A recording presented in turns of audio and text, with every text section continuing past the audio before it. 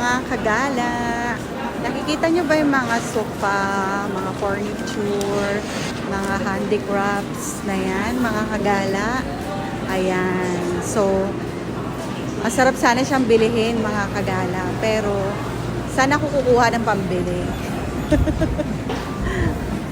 Napakagaganda niyan sa personal, mga kagala. Pera na lang ang kulang. Ayan, hindi nakiki-cooperate ang pera sa akin, kagala.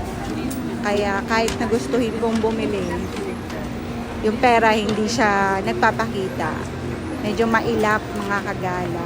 Pero tignan naman ninyo kung paano ka traditional yung mga handicrafts nila rito, mga kagala. From the dining table, from the ornamentals, from the candles and plates. Ayan, very organized. Ayan, mas maganda yan sa bahay, pang decorate. At yan, napaka garden style. Napakaganda ng pag ganyan yung mga display nyo sa bahay. Parang napaka-relaxing, di ba, mga kagala?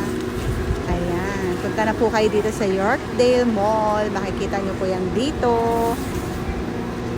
Ipon-ipon muna tayo, mga kagala. So, ayan, mga kagala.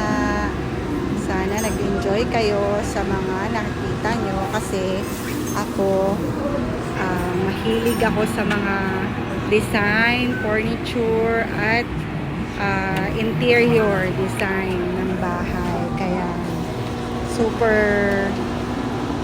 masaya ako na nakakakita ng mga ganyan. Even hindi sila tunay na mga halaman, ornamentals lang sila. At syempre mga chandelier nila at mga organic, mga kahoy na gawa sa kahoy ng mga plato, baso, and of course yung mga gamit sa mga beddings, yung mga unan. Ayan, mga kagala, lahat ng mga pang-display. Kung mahilig kang mag-decorate ng iyong bahay, ayan, mga kagala, masarap yan.